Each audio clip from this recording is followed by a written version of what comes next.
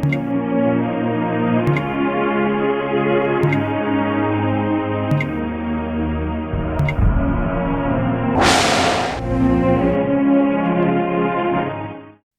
ফৰৌনে ইজৰাইলৰ লোকসকলৰ ল'ৰা সন্তান জন্ম হ'লেই মাৰি পেলোৱা হ'ব আজ্ঞা দিছিল, মাৰিও পেলাইছিল, মোৰ আজ্ঞা কেতিয়াও বিফল হ'ব নোৱাৰে এনে আজ্ঞা দিছিল, এইবুলি আজ্ঞা দিয়া ফৰৌনক ঈশ্বৰে আজ্ঞা দিছিল। কি আজ্ঞা দিছিল? মোৰ প্ৰজাবিলাকক মই তোমাৰ হাতৰ পৰা মুক্ত কৰিম, এইবুলি মই আব্ৰাহামলৈ প্ৰতিজ্ঞা কৰিছিলোঁ। সেই প্ৰতিজ্ঞাৰ অনুসাৰেই মই নিজৰ লোকবিলাকক মুক্ত কৰিম। মুক্ত কৰিবলৈ মই এজন নেতাক পঠাম। ইব্ৰিয়াৰ ল'ৰা সন্তানবোৰক মাৰি পেলোৱা, এইবুলি তুমি আজ্ঞা দি আছা। এতিয়া মোৰ আজ্ঞা শুনা। তুমি আৰু তোমাৰ ৰাজ্যক হৰুৱাবৰ কাৰণে, জিতিবৰ কাৰণে এজনক মই পঠিয়াই আছোঁ। তেওঁ আহি তোমাৰ ঘৰতেই লালন পালন কৰা হওক, তেনে কৰিম। তোমাৰ জীয়েৰাই পালন কৰাটো মই কৰিম। এইদৰে ঈশ্বৰে আজ্ঞা দিছিল বোপা। তাৰ পাছত সেই ল'ৰাটো সেই ফৰৌনৰ ঘৰতেই ডাঙৰ হ'ল নেকি মা? য়েছ, সেই ঘৰতেই ডাঙৰ হ'বলৈ আমন্ত্ৰণ কৰা হ'ল। কোনে মাতিছিল মা? ফৰৌনৰ জীয়েকেই আমন্ত্ৰণ দিলে। সেই ল'ৰাটোৰ যোৱাৰ সময় আহি গ'ল। তাৰ পাছত সেই ল'ৰাটো গ'ল জানো মা? নাই বোপা, যাবৰ সময় হৈছে। কোন মা? তুমিয়েই সেইজন, তুমিয়েই সেই ল'ৰাটো। তোমাকেই ঈশ্বৰে মনোনীত কৰিছে আমাৰ দাসত্বত থকা এই জীৱনক মুক্ত কৰিবলৈ। ঈশ্বৰৰ মনোনীত মহান নেতা তুমিয়েই। এইদৰে সেইদিনা সেই ল'ৰাটোক সেই মাকে শিকালে। সেই মাকজনীয়ে, সেই ল'ৰাটোৱে একো বুজি পোৱা নাছিল। আপুনি কি কৈছে মা? হয় বোপা, ঈশ্বৰে আব্ৰাহামলৈ যি প্ৰতিজ্ঞা কৰিছিল তাক সিদ্ধ কৰিবলৈ মোৰ দৰে এগৰাকী দৰিদ্ৰ মহিলাক মনোনীত কৰিলে, তোমাক যুগুত কৰিবৰ কাৰণে। প্ৰিয় ভাই আৰু ভনীসকল, অনাগত প্ৰজন্মৰ কাৰণে এজন মহান নেতাক যুগুত কৰিবলৈ সেই মাকে গাখীৰ খুওৱাৰ লগতেই সেই সন্তানটোক শিকাইছিল ঈশ্বৰৰ সত্যক, ঈশ্বৰৰ ইচ্ছাক, ঈশ্বৰৰ উদ্দেশ্যক সেই সন্তানক শিকালে। ফলত সেই ল'ৰাটো যেতিয়া ডেকা হ'ল, বাইবেলত কি লিখা আছে চাওঁ। ইব্ৰী পত্ৰৰ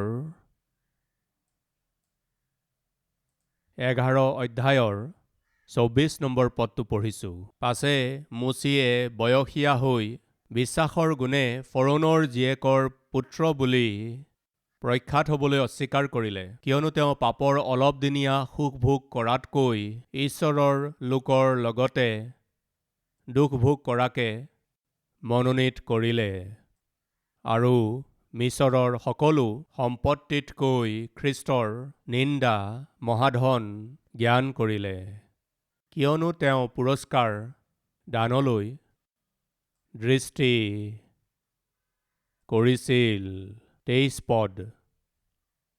মুচি উপজিলত বিশ্বাসৰ দ্বাৰাই মাক বাপেকৰ দ্বাৰাই 3 মাহলৈকে তেওঁক লুকুৱাই থোৱা হৈছিল, কিয়নো তেওঁলোকে ল'ৰাটিক সুন্দৰ দেখিলে আৰু ৰজাৰ আজ্ঞালৈ ভয় নকৰিলে। বিশ্বাসৰ কাৰণে ইয়াত কি আছে? বিশ্বাস।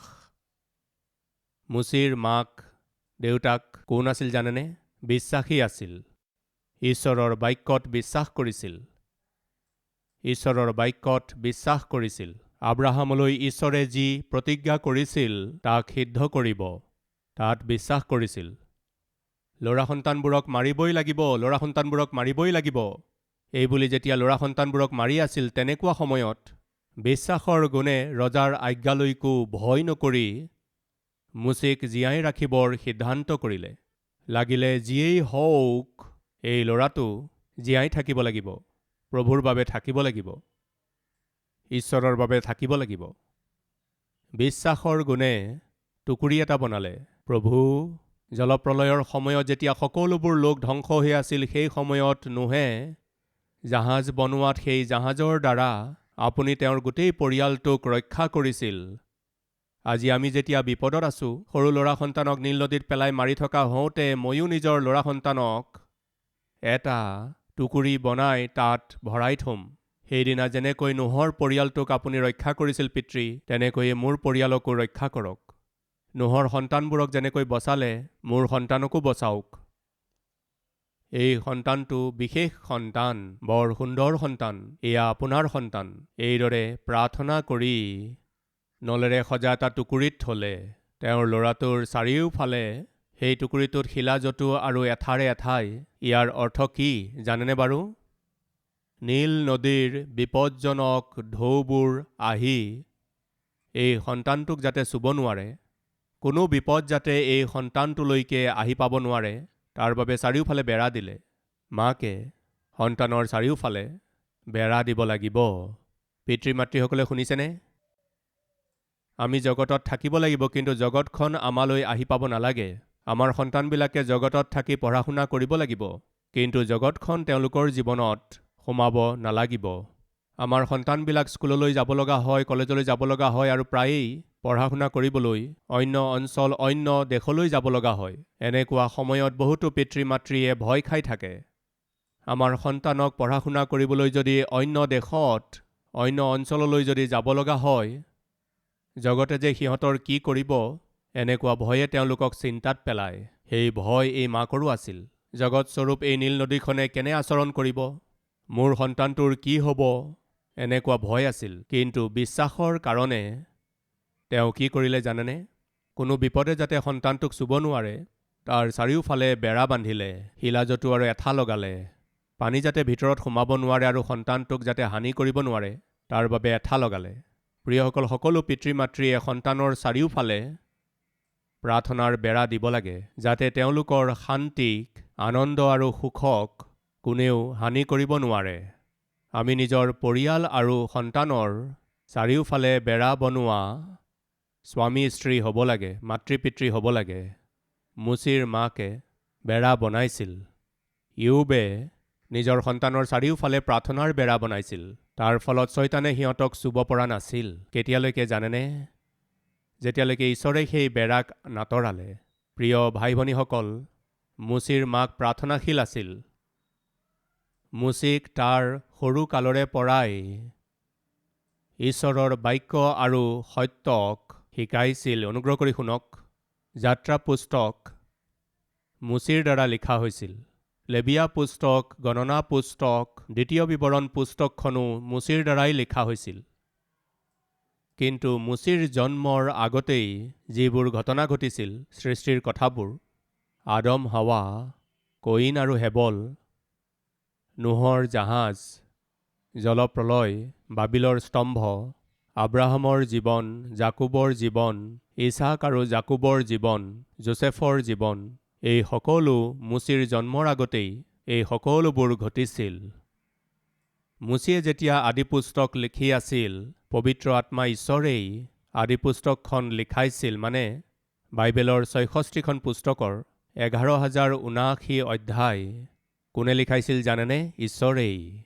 আৰু সেই সময়তেই এইদৰে লিখোৱাৰ সময়ত যেতিয়া তেওঁলোকে লিখি আছিল, স্থানীয় লোকসকলৰ দ্বাৰা দিয়া হোৱা যিবোৰ ইনফৰমেশ্যন আছিল, তাক ঈশ্বৰে কনফাৰ্মেশ্যন, মানে তেওঁৰ ইচ্ছাৰ দ্বাৰা অহা ইনফৰমেশ্যনক কনফাৰ্ম কৰিলে। সেই মাকে আদি পুস্তকত আমি যিবোৰ কথা পঢ়োঁ, সেই সকলোবোৰ তাক গাখীৰ খুৱাই থাকোঁতেই, তাক আহাৰ খুৱাই থাকোঁতেই, তাৰ যত্ন লৈ ডাঙৰ দীঘল কৰোঁতে এই অদ্ভুত ঘটনাবোৰ তেওঁক কৈছিল। তাৰ ফলস্বৰূপে মুচি ডাঙৰ হোৱাৰ পাছত ভ্ৰান্ত নহ'ল। মুচি ডাঙৰ হোৱাৰ পাছত সেই মাকে দিয়া স্থিৰ ভেটিৰ ওপৰত নিজৰ ভৱিষ্যতক গঢ়িব পাৰিলে। সেই মাকে নিজৰ বিশ্বাসৰ গুণে নীল নদীত এৰি দিলে।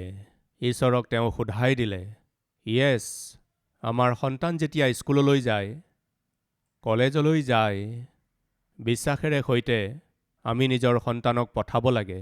তেওঁলোক জগতলৈ গৈ আছে আৰু জগতৰ প্ৰভাৱ তেওঁলোকত পৰিব নালাগে যদি মাতৃ পিতৃ হিচাপে আপুনি প্ৰাৰ্থনা কৰিব লাগে, বেৰা দিব লাগে। প্ৰিয়সকল, মনত আছেনে মই কৈছিলোঁ এটা ল'ৰাই আহি, মা মই আৰ্মিত এটা চাকৰি পাই গ'লোঁ, আনন্দেৰে ক'লে আৰু মাকে ক'লে, বৰ আনন্দৰ কথা বোপা, চাকৰি পোৱাটো, দেশ ৰক্ষা কৰাৰ চাকৰি পাইছা, বৰ ভাল কথা।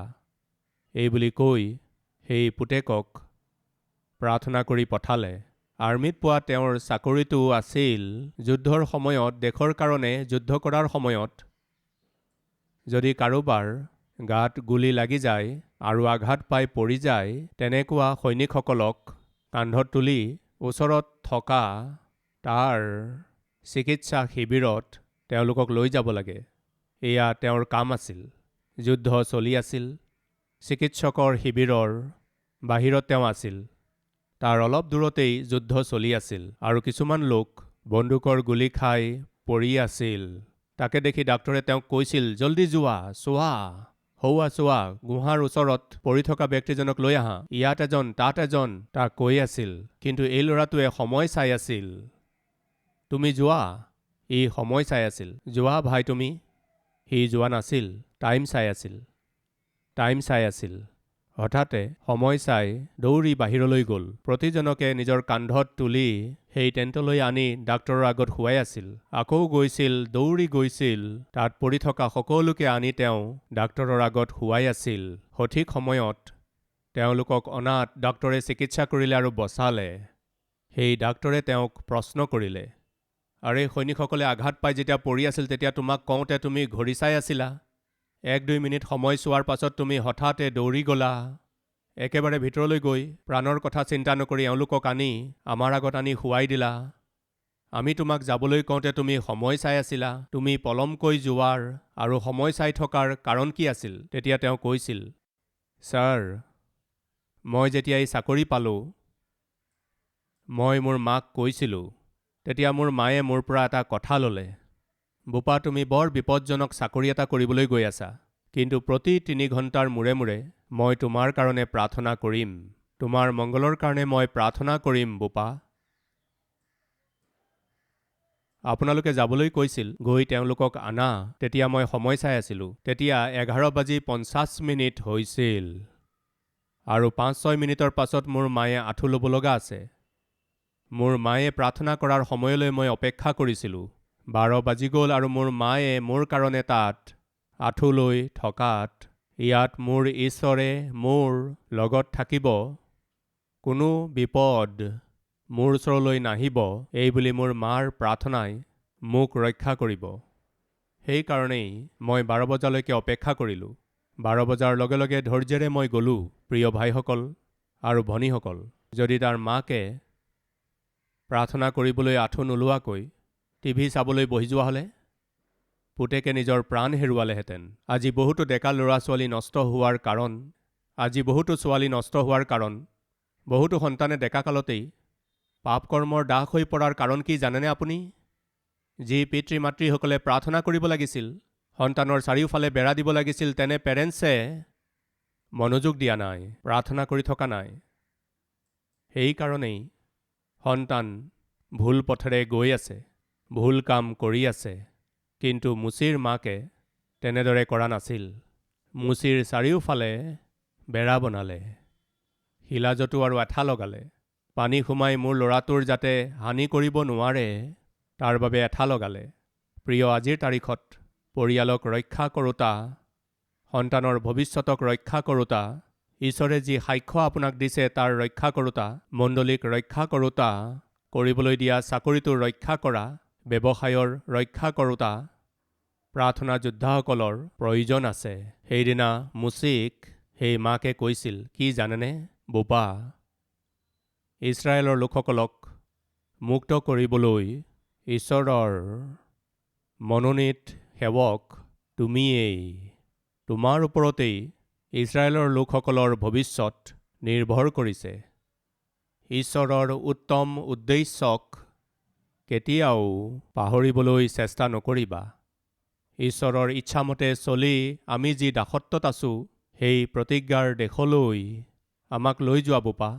সেই মাকৰ কথাই মুচিৰ হৃদয়ক বৰ প্ৰভাৱিত কৰিলে। এদিন আব্ৰাহাম লিংকনে নিজৰ বন্ধুৰ সৈতে একেলগে এখন হোটেললৈ গৈছিল। আব্ৰাহাম লিংকন যিয়ে আমেৰিকা দেশত শাসন কৰিছিল, আমেৰিকাৰ সকলো প্ৰেছিডেণ্টসকলৰ ভিতৰত উত্তম প্ৰেছিডেণ্ট আছিল। এক সুখ্যাতি অৰ্জন কৰা এই আব্ৰাহাম লিংকনে নিজৰ বন্ধুৰ সৈতে একেলগে এদিন হোটেললৈ গৈছিল। সেই বন্ধুৱে লগে লগে মদৰ বটল মগালে আব্ৰাহাম লিংকনৰ সন্মুখত ৰাখিলে। ব্ৰাদাৰ, সৰুতে আমি একেলগে পঢ়িছিলোঁ আৰু আজি আমি আকৌ লগ পাইছোঁ। তোমাৰ পোষ্ট আৰু পজিশ্যন সলনি হৈ গ'ল, তুমি প্ৰেছিডেণ্ট হৈ গ'লা। মই যেনে তেনে জীৱন কটাই আছোঁ। এই আনন্দৰ সুযোগত আমি মদ খাব লাগে। এই বুলি কৈ সেই বন্ধুজনে মদৰ বটলটো খুলি দুটা গ্লাছত বাকিলে। বন্ধুজনে খৰখেদাকৈ পান কৰিছিল, কিন্তু আব্ৰাহাম লিংকনে মনে মনে বহি আছিল। কি হ'ল ভাই? পাৰ্টি কৰিম, পান কৰিম, খোৱা না। মই পান নকৰোঁ। কি কাৰণে? মই কাৰোবাক কথা দিছোঁ। কি কথা দিলা? জীৱন জুৰি মই মদক নুচুওঁ। মই কাৰোবাক কথা দিছোঁ, সেই কথা মই ভাঙিব নোৱাৰোঁ। এই কথা শুনি বন্ধুজন হয়তো আচৰিত হৈছিল। কাক কথা দিছা? কোনে তোমাৰ পৰা কথা লৈছে? আব্ৰাহাম লিংকনে কৈছিল, মোৰ মায়ে। দৰিদ্ৰ অৱস্থাতে মোক ডাঙৰ দীঘল কৰিলে। মই দৰিদ্ৰতাত জন্ম হ'লোঁ, কিন্তু মোৰ মায়ে মোক কেতিয়াও আত্মিকতাক মোৰ জীৱনত কেতিয়াও কম হ'বলৈ নিদিলে। উত্তম মূল্যবোধেৰে মোক পালিলে। সৰুতে এদিন মোক কোলাত বহুৱাই লৈ মোৰ মায়ে মোক কৈছিল, মোৰ বোপা, তুমি নিজৰ জীৱনত কেতিয়াও এই ভুল নকৰিবা, কথা দিবানে? কি মা? কোনোদিনে কেতিয়াও মদক নুচুওঁ, মোক কথা দিবানে? এই বুলি কৈ কোলাত বহি থকা মোৰ পৰা তেওঁ কথা ল'লে। মোৰ মায়ে মোক সৰুৰে পৰাই এই শিক্ষা দিছিল, মদ্যপানৰ দ্বাৰা কেনেকৈ মানুহ বিনাশ হৈ যায়। বহুতকে নষ্ট হৈ যোৱা মোৰ মায়ে দেখিছিল। মই যাতে তেনেকৈ নাশ হৈ নাযাওঁ, সেইকাৰণে সৰুৰে পৰাই আত্মিক পাঠ শিকাই শিকাই মোৰ পৰা এই কথা ল'লে। মই জীৱনত কেতিয়াও মদ্যপান নকৰোঁ, এই বুলি কথা দিয়া। সেইদিনা মই নিজৰ মাক কথা দিলোঁ, মই নিজৰ জীৱনত কেতিয়াও মদ্যপান নকৰোঁ ভাই। এই কথা শুনি সন্মুখত বহি থকা বন্ধুজনৰ চকুৰ পৰা চকুপানী ওলাল। তেওঁ কি ক'লে জানেনে? ভাই, তোমাৰ নিচিনা ইমান ভাল মা মোৰ থকা হ'লে মই এনেকুৱা মদপী কেতিয়াও নহ'লোহেঁতেন। প্ৰিয়সকল, আব্ৰাহাম লিংকন কেনেকৈ ইমান উত্তম প্ৰেছিডেণ্ট হৈছিল জানেনে? তেওঁক জন্ম দিয়া মাকৰ আত্মিকতাৰ কাৰণে। তাৰ লগত যিজন বন্ধুৱে পঢ়িছিল তেওঁ মদপী হ'ল, তাৰ কাৰণ কি? তেওঁৰ মাকে তেওঁক তেনেদৰেই লালন পালন কৰিছিল। প্ৰিয়সকল, প্ৰিয় ভাইসকল আৰু ভনীসকল, মুচিৰ বিশেষত্ব কি আছিল জানেনে? মুচিৰ নাম বাইবেলত কিমান বাৰ লিখা হৈছে জানেনে? শুভবাৰ্তাসমূহত আমি মুচিৰ নাম ৩৪ বাৰ দেখিবলৈ পাওঁ। পাচনিৰ কৰ্মত আমি ১৯ বাৰ দেখিবলৈ পাওঁ। পত্ৰবোৰত ২২ বাৰ, প্ৰকাশিত বাক্যত এবাৰ, পুৰণি নিয়মৰ যাত্ৰা পুস্তকত ২৬১ বাৰ, লেবিয়াবিলাকৰ পুস্তকত ৮৬ বাৰ। স্ক্ৰীনলৈ চাওকচোন। পুৰণি নিয়মত সকলোবোৰ একেলগ কৰি ৭০৫ বাৰ। পুৰণি নিয়ম আৰু নতুন নিয়ম মিলাই একেলগে ৭৮৪ বাৰ মুচিৰ নাম বাইবেলত লিখা হৈছে। ইমানেই নহয় প্ৰিয়সকল, মুচি এটা দাসৰ পৰিয়ালত এটা দাসৰ মহিলাৰ পৰা জন্মিল। তাকো স্ক্ৰীনত দেখুওৱা হৈছে, চাওক। মুচিৰ জীৱন কি? তেওঁ দাসী মহিলাৰ পৰা জন্ম হৈছিল, কিন্তু তেওঁ ক'ত ডাঙৰ দীঘল হৈছিল? ৰাজকুমাৰৰ নিচিনাকৈ ৰাজ অট্টালিকাত। তেওঁ এটা জুপুৰিত জন্ম হৈছিল, কিন্তু ৰাজ অট্টালিকাত তেওঁ ডাঙৰ দীঘল হ'ল। তেওঁ দৰিদ্ৰ পৰিয়ালত দৰিদ্ৰ হৈ জন্ম হৈছিল, কিন্তু ৰজাৰ সকলো ভোগবিলাসৰ অভিজ্ঞতা পালে। এজন মহান নেতা আছিল, কিন্তু ভেড়াবিলাকৰ পালকো আছিল। এজন মহান যোদ্ধা আছিল, কিন্তু এই পৃথিৱীত তেওঁৰ নিচিনা নম্ৰ কোনো নাছিল। মই কথা ক'ব নাজানো ক'লে, কিন্তু সাক্ষাৎ ঈশ্বৰৰ সৈতেই কথা পাতিছিল। সকলোবোৰ বিদ্যা শিকিছিল, কিন্তু অৰণ্যত ভেড়াবিলাকক চৰাইছিল। মিছৰৰ সকলোবোৰ বিদ্যা তেওঁ শিকিছিল, কিন্তু শিশুবিলাকৰ নিচিনা বিশ্বাস তেওঁ প্ৰকাশ কৰিলে। অলপদিনীয়া পাপ ভোগ মোক নালাগে ক'লে। সেইকাৰণে ঈশ্বৰৰ নামেৰে 20-30 লাখ লোকক তেওঁলোকৰ দাসত্বৰ পৰা মুক্ত কৰি ঈশ্বৰে প্ৰতিজ্ঞা কৰা দেশখনলৈ নেতৃত্ব দি নিলে। তেনেকুৱা নেতা হ'ল। ইমান ডাঙৰ ব্যক্তিৰ পাছফালে থকা সামৰ্থক কোন আছিল জানেনে বাৰু? তেওঁৰ মাক। কোন?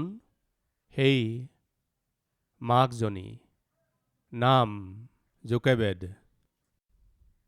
এঠাইতহে সেই মাকৰ বিষয়ে লিখিছে। অখ্যাত মহিলা আছিল, কিন্তু এগৰাকী অদ্ভুত নেতা এই জগতক দিলে। প্ৰিয় ভাই ভনীসকল, আপুনি দৰিদ্ৰ মা হ'ব পাৰে, আপুনি দৰিদ্ৰ হ'ব পাৰে, কিন্তু উত্তম মূল্যবোধেৰে আপুনি যদি নিজৰ ল'ৰা ছোৱালীক লালন পালন কৰে, তেন্তে এই প্ৰজন্ম আৰু অনাগত প্ৰজন্মৰ বাবে ঈশ্বৰে যাক থিয় কৰাব বিচাৰে, তেনে এজন শক্তিপূৰ্ণ সেৱক নেতা আপোনাৰ ল'ৰাই হোৱাটো ঈশ্বৰে বিচাৰি আছে। এইদৰে মোৰ সন্তানক লালন পালন কৰিব লাগে, নাইবা ময়েই এনেকুৱা নেতা হ'ব লাগিব। মোৰ প্ৰভুৰ ইচ্ছাত মই চলিব লাগিব, প্ৰভুৰ বাবে উৎসাহিত হৈ চলিব লাগিব। প্ৰভুৰ সন্তানসকলক প্ৰভুৱে যাক মনোনীত কৰিলে, প্ৰভু যাৰ কাৰণে মৰিল, প্ৰভুৱে যাৰ কাৰণে নিজৰ প্ৰাণ দিলে, তেওঁলোকক প্ৰভুৰ ৰাজ্যলৈকে লৈ যোৱা এজন সেৱকৰ দৰে মই হ'ব লাগিব। এইদৰে আশা কৰা সকলে একেলগে প্ৰাৰ্থনা কৰিম। আহক প্ৰাৰ্থনা কৰোঁ।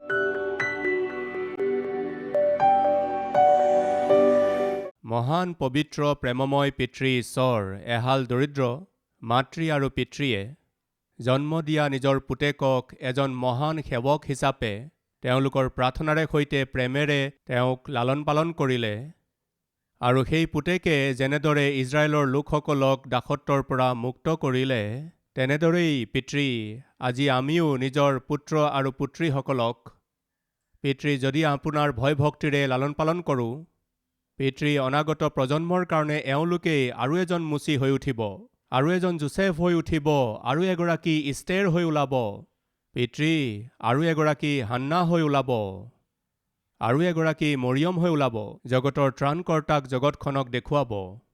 এইদৰে আমি সন্তানসকলক পালিবলৈ আৰু তেনেদৰেই চলা এটা জীৱন আমাকো দিয়ক। আমাক দিয়া হোৱা সকলো আশীৰ্বাদক ৰক্ষা কৰিবলৈ পিতৃ আমাৰ চাৰিওফালে প্ৰাৰ্থনাৰ বেৰা বনাই সন্তানৰ ৰক্ষা কৰিব লাগে, পৰিয়ালক ৰক্ষা কৰিব লাগে। এইদৰে দিয়া দায়িত্ববোৰক পালন কৰিব লাগে। আমাৰ জীৱন আৰু আমাৰ আত্মিকতাক আমাৰ বাবে আৰু আমাৰ আশে পাশে থকা লোকৰ বাবে আশীৰ্বাদদায়ক হৈ উঠিব লাগে। এনেকুৱা অদ্ভুত আত্মিকতা আমাক দিয়ক, যীশুখ্ৰীষ্টৰ নামেৰে মাগিছোঁ পিতৃ। আমিন।